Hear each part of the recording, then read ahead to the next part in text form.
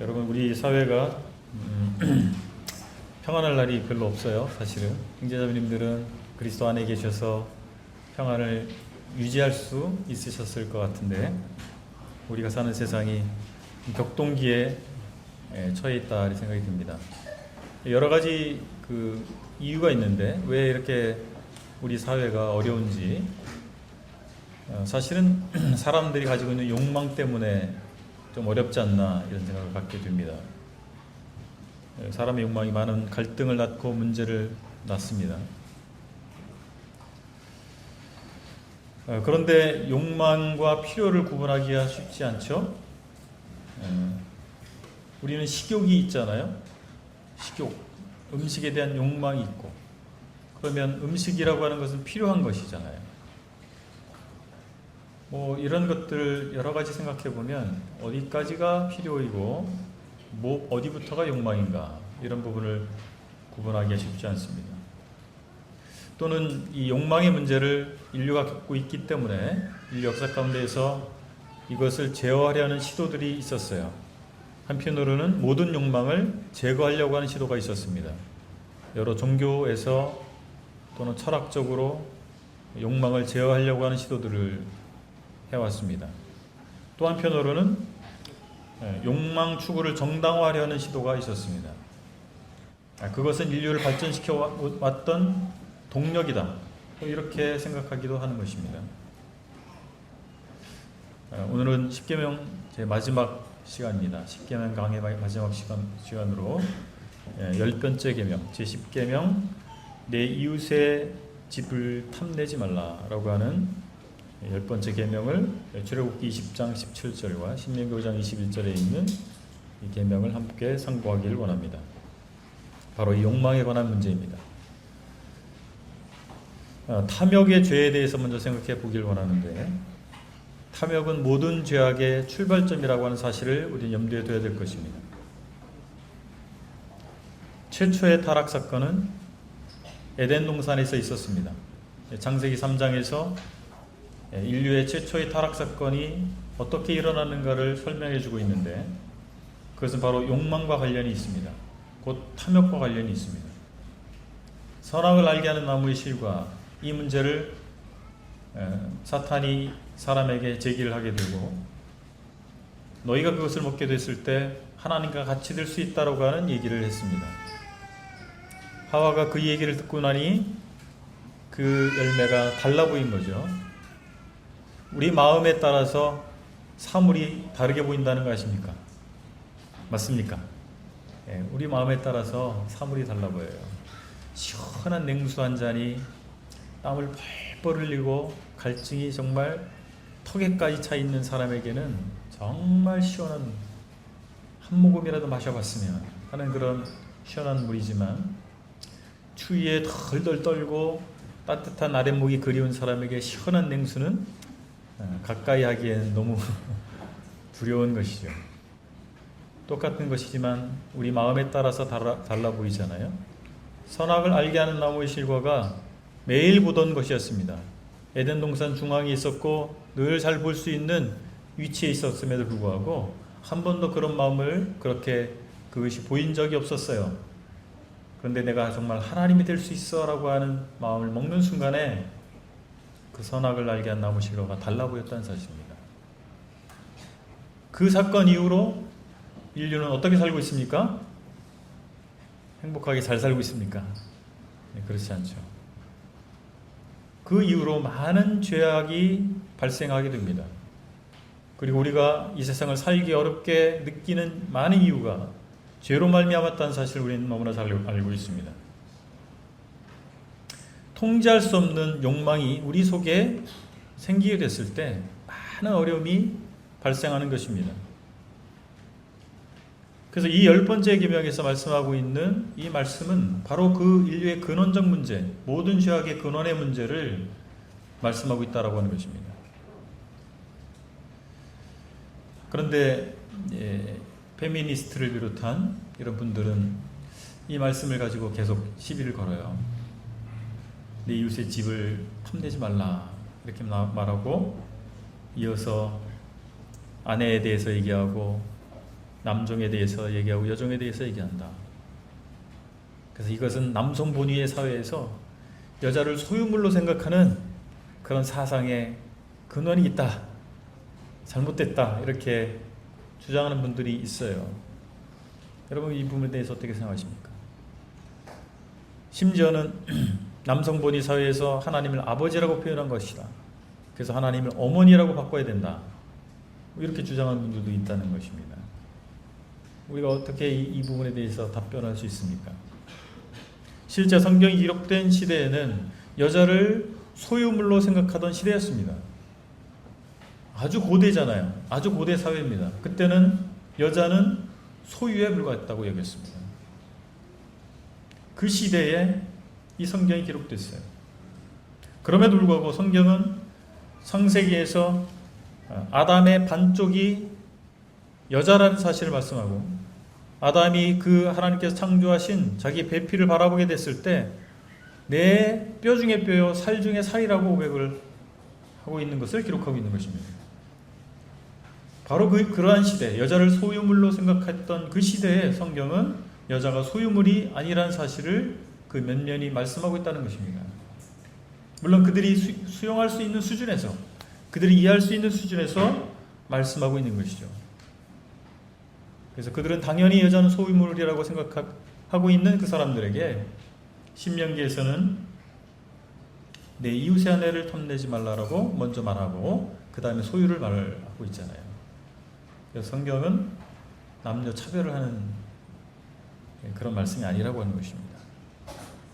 어쨌든 탐욕은 모든 죄악의 출발점이라는 사실이에요. 그래서 이 탐욕의 문제를 우리가 제대로 관리하지 못하면 우리 많은 다른 죄를 지을 수밖에 없다는 사실입니다. 그리고 두 번째는 내 안에 거하는 죄라는 것입니다. 탐욕이라고 하는 것은 바울이 로마서 7장에서 고백합니다. 내 속에 거하는 죄라고 고백합니다. 바울이 로마서 7장에서 어떻게 합니까? 내 속에 두 가지 법이 있고 이 갈등하고 고통하는 자신의 모습을 적나라하게 표현하고 있는 것입니다. 근데 그 내 속에 거하는 죄가 뭐라고요? 바로 이 탐욕의 문제입니다. 밖에 있는 것이 우리를 더럽게 하지 못한다고 주님 말씀하셨잖아요. 우리 속에 있는 것이 우리 속에서 나와서 우리를 더럽게 한다고 주님 말씀하셨습니다. 이 사실을 우리는 잘 직시해야 되는 것입니다. 우리 외부에 있는 것들이 나를 어렵게 하는 게 아니에요. 내 속에 있는 것들이 나를 어렵게 하는 것이죠. 내 속에 있는 이 욕망이 나를 부정한 곳에 가도록 하는 것이고 그런 삶을 선택하도록 한다는 사실입니다. 또 그 악한 힘이 인간의 육체를 통해서 주로 나타나기 때문에 갈라디아서 5장에서는 육체의 욕심이라고 표현되어 있습니다. 이 탐욕은 우리 육체를 통해서 죄를 짓도록 역사합니다. 그래서 육체 욕심이에요. 그래서 성경은 이분법적으로 말씀하고 있는 게 아니에요. 그 원리를 말씀하고 있는 것입니다. 육체는 악한 것이다, 성경이 그렇게 말씀하고 있는 것이 아니라 우리 죄의 욕망은, 이 탐욕의 욕망은 육체를 통해서 역사한다라고 하는 것입니다. 그 원리를 우리 이해하실 필요가 있습니다. 이 욕망의 힘은 성적인 욕망이나 재물을 탐내는 것이나 지배하고자 하는 욕구나 또는 권력에 대한 욕구, 이런 것들로 나타납니다. 여러분들, 돈이 많은 사람들은 그 다음 단계 뭐로 갈까요? 사람이 돈을 많이 벌면 권력에 욕심을 냅니다. 또 권력을 얻은 사람은 뭐에 욕심을 낼까요? 돈에 욕심을 냅니다. 그 다음에는요, 성적인 욕망입니다. 인류 역사 가운데에서 영웅호걸이라고 하는 많은 사람들이 여자에 대한 욕망이 끊이지 않았다는 사실을 아시죠? 그렇습니다.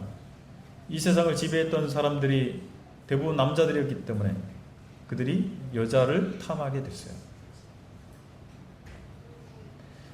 내 안에 거하는 죄입니다. 그것이 나를 그쪽으로 몰고 간다는 사실입니다. 그리고 그것은 하나님보다 물질에 집착하도록 하고 하나님 아닌 것에 그 마음을 두도록 하는 것입니다. 그런 선택을 하도록 하는 것입니다. 그래서 이 계명, 10번째 계명은 다른 계명들과 연관되어 있는데 이웃의 아내를 탐했다면 어느 계명과 연관이 됩니까?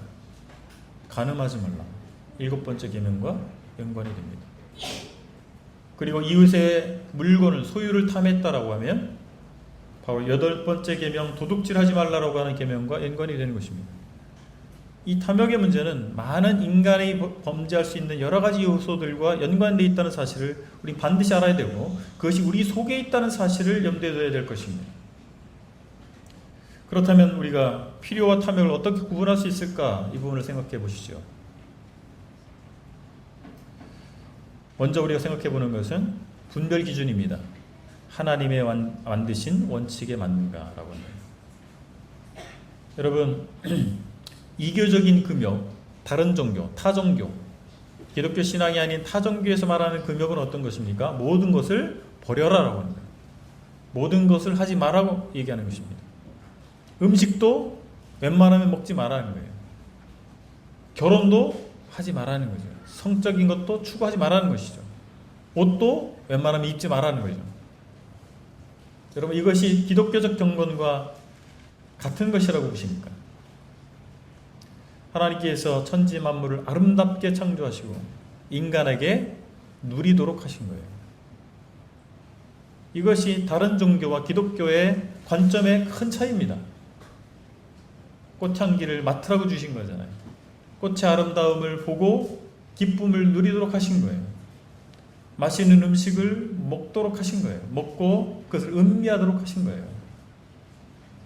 개인적으로 저는 미식가지만 많은 음식을 먹기보다 맛있는 음식을 먹으려고 하는. 그러나 중요한 것은 그것을 잘 하나님께서 주신 섭리 안에서 관리하고 선용해야 된다는 사실입니다. 그런데 지금 어떻습니까? 사람들이 인류가 해온 내용들을 보면 잘 선용한 게 아니죠. 함부로 한 것이죠. 바다를 쓰레기장으로 만들고, 강을 쓰레기장으로 만들고, 산을 쓰레기장으로 만들고, 그렇지 않습니까? 그렇게 하도록 하신 게 아니잖아요. 인간의 자기 욕구를 위해서 모든 것을 남용하기 시작했다라고 하는 것이죠. 두 번째, 하나님과의 관계를 멀게 하는가라고 하는 것입니다.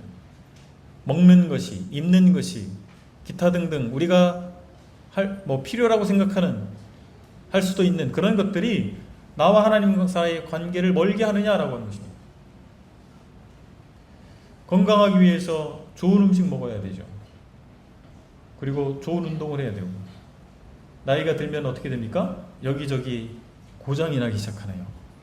그래서 잘 고치는 방법에 대해서 서로 정보를 주고받고, 이게 나쁜 게 아닙니다. 그죠? 우리 건강을 잘 유지해야 되니까. 그런데 우리가 앉기만 하면 뭐가 좋더라, 뭘 먹으니까 어디가 좋아지더라, 어디를 가보세요, 어떤 치료를 받으세요. 물론 그것이 우리의 삶과 무시할 수 없는 영역입니다. 그럼에도 불구하고 우리가 앉기만 하면 그런 얘기에 빠져 있다면 우리 영혼의 건강에 대해서, 우리 영혼의 문제에 대해서는 어떤 얘기를 하겠어요? 어떤 정보를 주고받고 계십니까? 모두 필요를 넘어서 욕망으로 나아갈 수 있는 가능성을 다 가지고 있다는 사실이에요. 다윗은 늘 하나님 앞에 나아가기를 원했습니다. 자신의 왕궁의 별실에 하나님의 언약궤를 모셔놓고 날마다 그 앞에 나가서 기도했습니다. 시편 131편 제가 인용을 해놨는데, 이 말씀을 보면 여호와여, 내 마음이 교만하지 아니하고 내 눈이 오만하지 아니하오며 내가 큰 일과 감당치 못할 놀라운 일을 하려고 힘쓰지 아니하나이다. 실로 내가 내 영혼으로 고요하고 평온하게 하기를 젖된 아이가 그의 어머니 품에 있음 같게 하였나니 내 영혼이 젖된 아이와 같도다. 131편 1절과 2절입니다. 다윗은 세상을 정복하는 큰 일을 하기를 원하지 않았습니다. 후세의 이름을 떨칠 만한 업적을 남기길 원하지 않았습니다. 그는 매일 왕이신 하나님 앞에 엎드렸습니다. 젖된 아이가 엄마 품을 얼마나 그리워합니까? 엄마의 젖가슴을 얼마나 그리워합니까? 아이들 젖될 때 식든가요? 이제 막 젖을 때 됐어요. 그러면 아이가요, 엄마 젖을 보면 계속 젖달라고. 다윗은 왕이었습니다. 만인의 우두머리였어요. 그러나 그의 마음은 왕의 마음이 아니었습니다. 하나님 앞에 젖된 아이와 같은 마음이었다는 사실입니다. 내가 막 큰 위대한 왕이 되고 싶습니다. 후세의 이름을 떨칠 만한 그런 왕이 되고 싶습니다. 이런 소원이 없었어요. 그걸 원하지 않는다고 고백하고 있지 않습니까? 우리가 추구하는 것들이 하나님과 우리 사이를 멀게 할 수 있다는 사실입니다. 중요한 시기가 있습니다. 인생의 중요한 시기들이 있습니다. 뭐 지금 고3 학생들이 있잖아요. 그리고 취업을 준비한 취준생들이 있습니다. 결혼을 앞두고 있는 사람이 있습니다. 인생의 중요한 선택을 해야 되는 그런 과정을 겪는 시기들이, 분기점들이 있다는 사실입니다. 그때 우리가 어떤 선택을 하느냐, 내 욕구를 충족시킨 쪽으로 갈 수도 있고, 내 욕구가 그러할지라도 내가 하나님과의 친밀함을 선택할 수도 있습니다. 알래스카에서 늑대를 잡기 위해서 에스키모들이 하는 방법이 있답니다. 예리한 칼에다가요, 짐승의 피를 묻혀요. 그리고 눈 속에 파묻어 놓습니다. 늑대들은 후각이 굉장히 발달해 있잖아요. 그래서 피 냄새를 맡습니다. 그리고 눈 속에 있는 그 피를 핥기 시작해요. 이 예리한 칼날이기 때문에 처음에는 피를 핥다가 나중에 어떻게 돼요? 혀가 베어서 자기 피를 핥는 거예요. 그러다가 이제 과다출혈로 죽는다는 것입니다.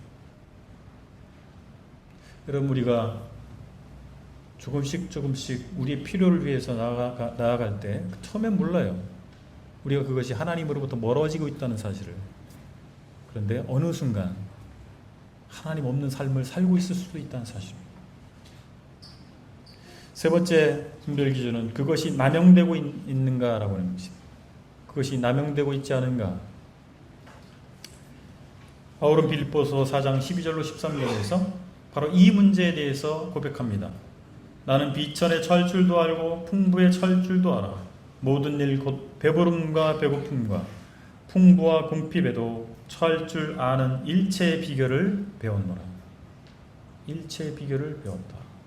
그래서 이어지는 말씀에서 내게 능력 주시는 자 안에서 내가 모든 것을 할 수 있느니라. 일체의 비결을 배웠기 때문에 그는 그의 삶 가운데서 더 이상 그것에 휘둘리지 아니하고, 우리가 필요라고도 말할 수 있는 그 욕망의 문제에 휘둘리지 아니하고, 내게 능력 주시는 자 안에서 나는 하나님 나라를 구하는, 추구하는 이런 삶을 살 수 있게 됐다라고 고백하고 있는 것입니다. 여유가 생겼을 때 남용하지 않을 수 있는가라고 하는 것입니다. 이거 정말 어렵습니다. 이건 저에게도 어려운 숙제입니다. 제 인생의 숙제인 것 같아요. 내가 돈이 많이 생겼어요. 그러면 여러분들 어떻게 생각하실까요? 어떤 선택을 하십니까? 일단 차부터 바꿔야겠다. 큰 아파트로 이사 가야 되겠다. 그동안 난 여행도 못했는데 여행도 다녀야지. 자기 보상이죠. 물론 젊어서 고생하신 분들, 나 연세 드셔서 그렇죠, 여유 있는 삶을 사셔야 됩니다. 젊었을 때처럼 그렇게 가난했을 때처럼 똑같이 살아야 된다, 그게 아닙니다. 근데 우리가 그 수준을 잘 정해야 됩니다. 혹시 내가 남용하고 있지 않을까? 비천에 처했을 때 그럼에도 불구하고 하나님을 추구하는 삶을 살아야 될 것이고, 내가 풍부에 처했을 때도 역시 동일하게 물질을 추구하지 아니하고, 그것을 남용하지 아니하고 하나님을 추구할 수 있어야 될 것입니다. 바울은 일체의 비결을 배웠다고 얘기하잖아요. 우리가 그런 바울이 배웠던 그것에 대해서 우리가 사모함이 있어야 되지 않겠습니까? 나도 정말 그것을 배우고 싶다. 바울처럼 그것을 배우고 싶다. 내게 능력 주신 자 안에서 내가 모든 것을 할 수 있느니라. 이 고백은 여기서부터 나오는 것이라고 믿습니다. 네 번째는 이웃에게 해가 되지 않나라고 하는 것입니다. 이웃에게 해가 되지 않는가. 내가 추구하는, 내가 욕망을 추구하는, 내가 필요라고 생각하는 걸 추구하게 될 때 그것을, 그 목적을 이루게 되는 과정에서, 또는 그렇기 때문에 이웃이 해를 받을 수 있다면 그것은 필요라기보다는 탐욕일 것입니다.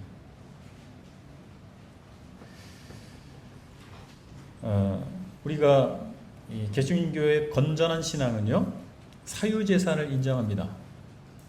그리고 부의 추구를 인정합니다. 정당한 방법의 부의 추구를 인정하는 거예요. 그런데 이것이 잘못된 방법으로 한 걸음만 더 나가면 잘못된 방법으로 됩니다. 그럼 그것을 어떻게 구분할 수 있습니까? 여러분들 재테크라는 걸 하시잖아요. 성도들이 재테크하는 것은 죄다 이렇게 그런 우리는 근본주의자는 아니잖아요. 그렇지 않습니다. 저축을 해야 되고 일정한 종잣돈이 모여졌을 때 그것을 재테크, 투자를 해서 노후도 준비할 수 있고 그렇게 되는 것입니다. 금융이라는 것이 무엇입니까? 우리가 금융을 부정해버리면 그게 극단주의자예요. 그러나 성경은 이 금융 자체를 부정하지 않았습니다. 그런데 어느 선까지냐라고 하는 거예요. 어느 선까지? 부동산에도 투자할 수 있고 그렇지 않습니까? 어느 선까지냐?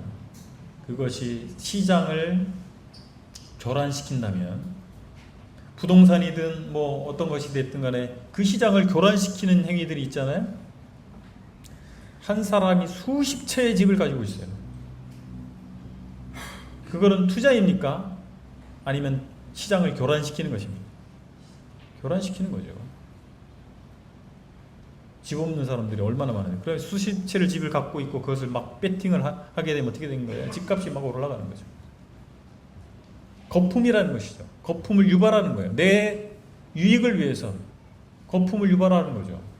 정당한 값이 아니잖아요. 이것은 탐욕입니다. 그래서 우리 자신의 형편을 잘 살필 필요가 있고 사회적 상황을 잘 고려해야 됩니다. 이것이 과연 정당한 것이냐. 그래서 경제에 대해서 사실 성도들도 공부할 필요가 있습니다. 경제를 우리가 이해할 필요도 있어요. 어디까지 우리는 할 수 있을까? 그리고 이것을 고민해 봐야 됩니다. 신앙은 어떻게 보면 단순합니다. 하나님의 말씀이 그렇다면 예, 그렇습니다. 라고 가는 거예요. 근데 어떤 한편으로는 복잡해요. 고민을 많이 해야 됩니다. 우리가 단순하게 살기 위해서 고민을 많이 해야 됩니다. 역설이죠.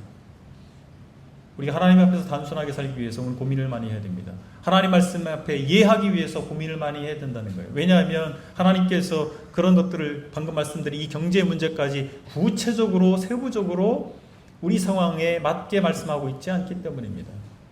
성경은 원리를 말씀하고 있어요. 그렇다면 그 원리된 말씀을 이해하기 위해서 우리는 고민해야 되는 것입니다. 경건하게 살기 위해서 우리는 고민해야 되는 것이죠. 단순하게 남들이 하기 때문에 보편적으로 인정되기 때문에 우리가 따라갈 수 없다는 사실입니다. 마지막 세 번째, 우리는 탐욕을 어떻게 물리칠 것인가? 탐욕을 물리치는 방법에 대해서 생각해 보겠습니다. 첫 번째는 세속적 가치와 원리를 거부하라라고 하는 것입니다. 이기적이고 약육강식적 원리가 이 세상의 원리입니다. 개인주의라고 그러죠. 네가 하고 싶은 대로 해. 네가 행복하는 길을 찾아. 너의 유익을 추구해. 이것이 개인주의입니다. 지금 다 그렇잖아요. 제가 군대 가기 전, 군대 간 후 가장 큰 충격이 뭐였냐면 개인주의가 된 거예요. 제가 군대 가기 전에는 그 민중가요라고 아십니까? 데모송이라고 그러죠. 모여가지고 대학생이라면 다 그거 불렀어요.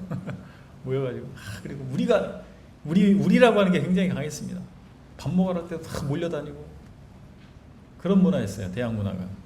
군대에 딱 갔다 왔더니 그런 게 없어요. 다 자기 먹고 살 거냐고. 그때 언제입니까? 아주 옛날인데 지금은 얼마나 더 자기 개인주의화 되겠습니까? 개인이 항상 우선입니다. 개인의 행복이 가장 큰 가치로 자리 잡고 있습니다. 그러다 보니까 어떻게 되는 거예요? 서로 물고 뜯고 싸우는 거죠. 다 자기 이익이 목적이에요. 다 자기 이익이 목적인 거예요. 그런 사람들이 이렇게 모여있으면 어떻게 되는 거예요? 싸움밖에 안 나는 거예요. 물고 뜯고 싸우는 거예요. 그래서 가장 강한 자만 살아남는 거예요. 그것을 약육강식이라는 거예요. 약한 자는 먹이가 되고 강한 자는 먹는 거예요. 그것이 정당화되고 있잖아요. 그렇지 않습니까? 기업도 그렇고 개인도 그렇고 마찬가지입니다. 그래서 우리 어린아이들 어려서부터 그 경쟁에서, 약육강식의 이 경쟁에서 살아남는 법을 가르칩니다. 훈련시키죠? 유치원부터. 영어 유치원 100만 원 이상씩 한다고 하더라고요, 서울에서. 그런데 보내기 시작하는 거예요. 살아나가야 되니까. 이 경쟁에서 싸워서 이겨라.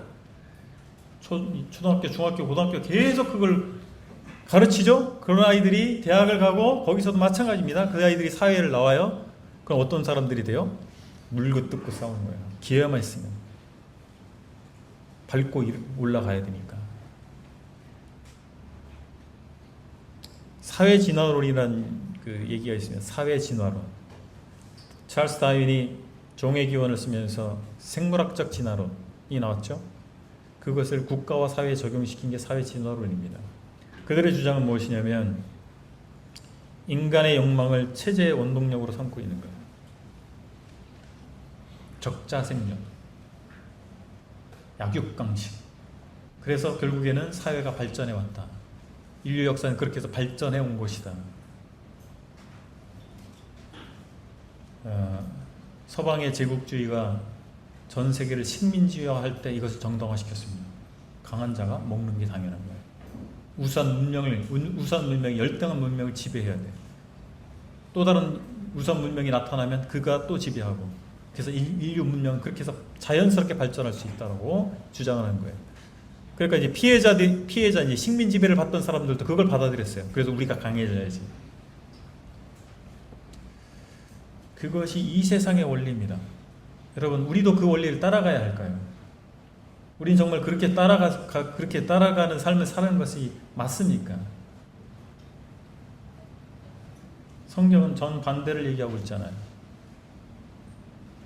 네 개인을 위해서 살지 말라는 거잖아요. 네가 세상에서 희생자가 되고 세상을 위해서 헌신해라. 다른 사람 위해서 살아라. 정반대를 성경은 말씀하고 있잖아요. 그리고 두 번째는 이 세상의 원리는 욕망 자체를 생산하고 있다라고 하는 것입니다. 여러분, 자본주의 체제, 우리는 자본주의 체제입니다. 그렇죠? 2차 세계대전 이후에 자본주의와 공산주의가 대립해 왔습니다. 누가 이겼어요? 자본주의가 있습니다. 자본주의가 승리했어요. 그 세상이 정말 행복한 세상이 됐습니까? 그렇습니까? 저는 공산주의자가 아닙니다. 그러나 자본주의가 다 맞지도 않다. 저는 그렇게 생각합니다. 왠 줄 아세요? 자본주의 체제는 인류가 선택한 체제 중에서 가장 탁월한 체제입니다. 현 시점까지 가장 탁월한 체제예요. 그럼에도 불구하고 그 체제에 심각한 문제가 있습니다. 뭐가 있습니까? 그래서 욕망을 도구로 사용하는 거예요. 욕망을 원동력으로 사용하고 있다는 거죠. 그래서 과거에는 자본주의가 필요를 충족시키는 쪽으로 발전했어요. 필요를 충족시켜요. 자, 먹을 거 있죠? 그럼 더 좋은 거, 더 맛있는 거, 더 건강에 이로운 거. 옷도 마찬가지죠? 더 따뜻한 거, 더 좋은 거, 보기에도 좋은 거. 그런 것들을 추구하는 거예요. 그렇죠?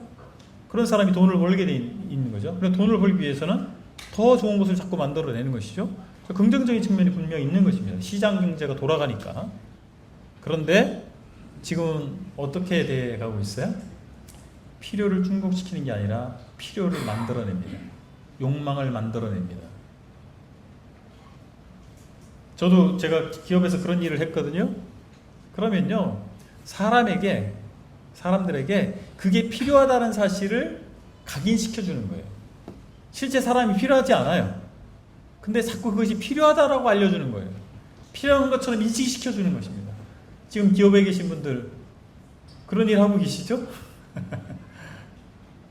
과거에 그게 필요 없었어요. 근데 그게 필요한 것처럼 자꾸. 광고가 무엇입니까? 이거 당신에게 정말 필요한 거야. 그걸 자꾸 알려주죠? 그럼 사람들이 어떻게 생각해요? 정말 필요한 줄 알고 사는 거예요. 여러분, 스마트폰 잘 사용하고 계시죠? 스마트폰 없으면 큰일 나나요?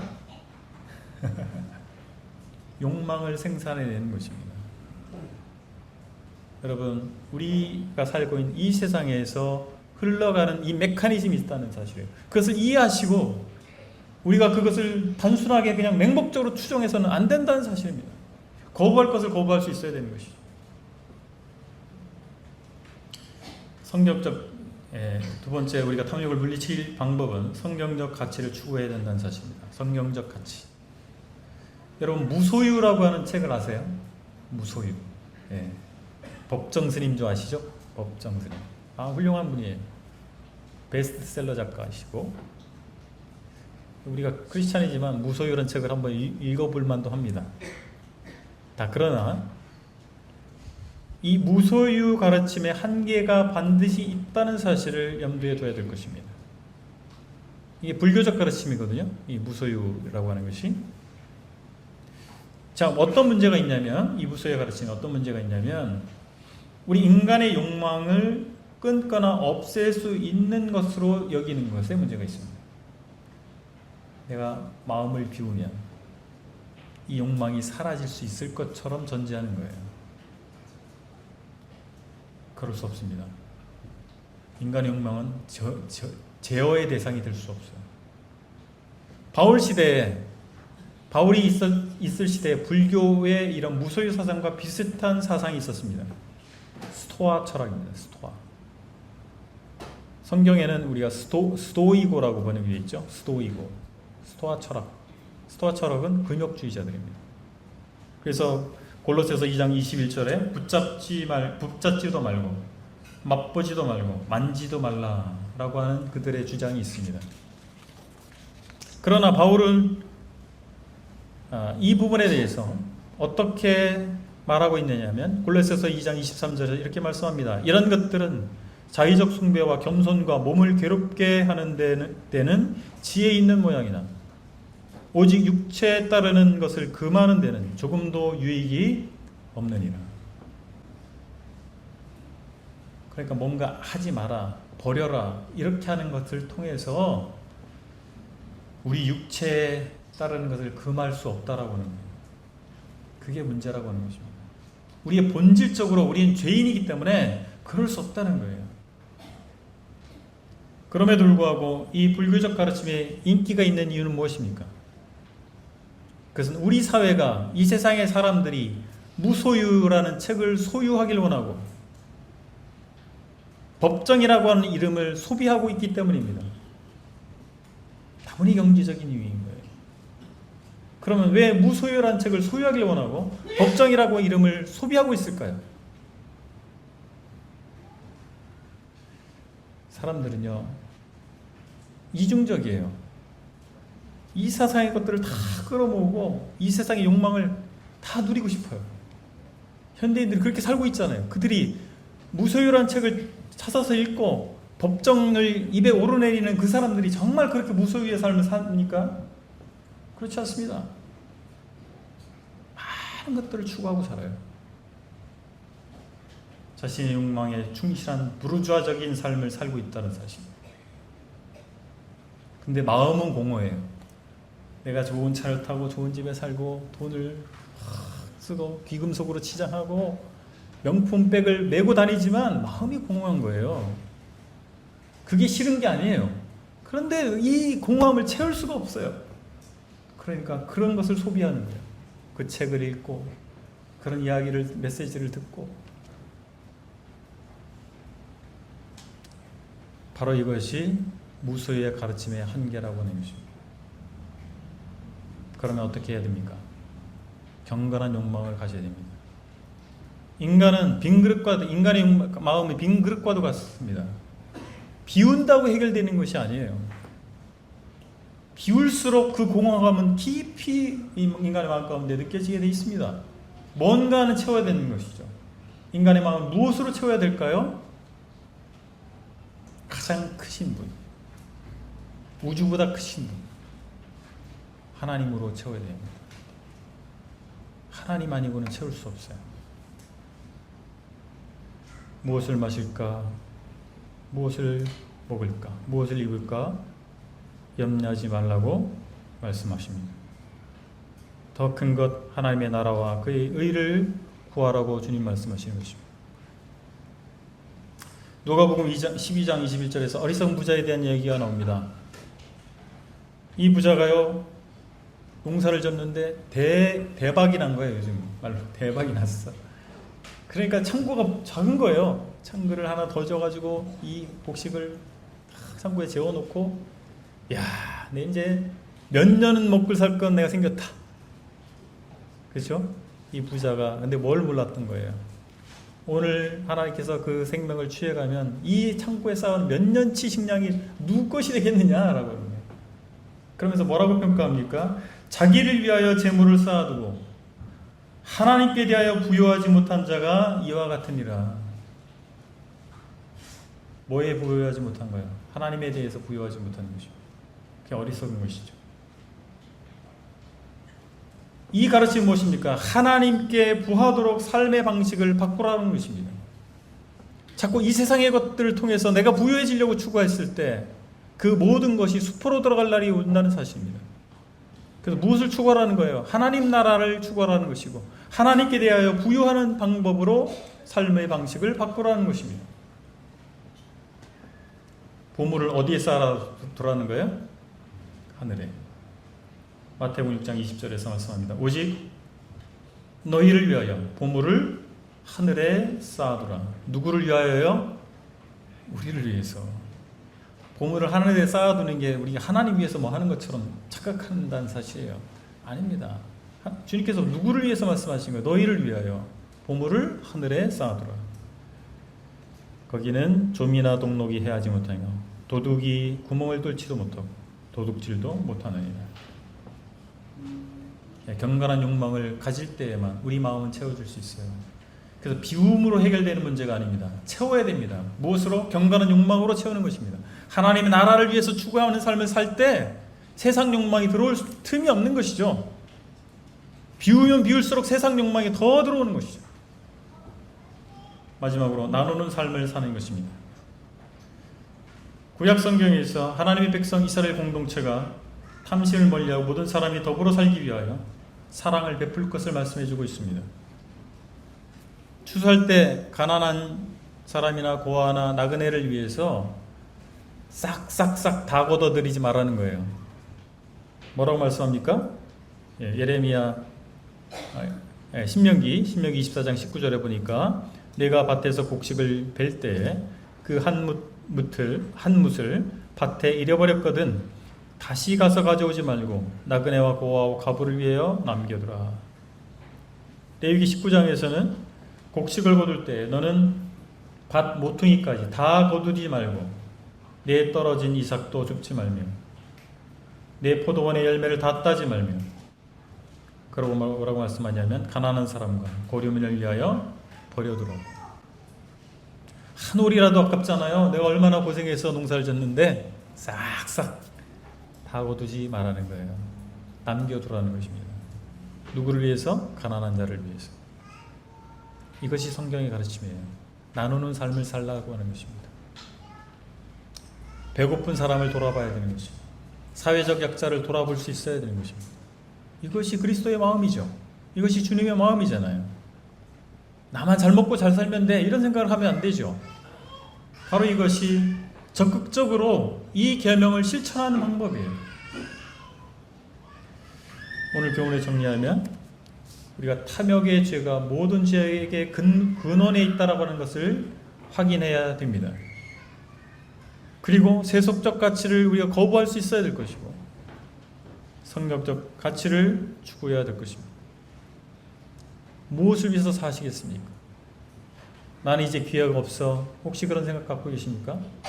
아닙니다. 지금도 하나님께서 우리의 생명을 연장시켜주고 계시잖아요. 우리가 말할 수 있고 행동할 수 있잖아요. 이유는 무엇입니까? 하나님에 대해서 부유할 수 있는 기회를 우리에게 주신 것입니다. 그 나라를 우리가 추구하는 삶을 살도록 하나님께서 우리에게 기회를 주시고 있다는 사실입니다.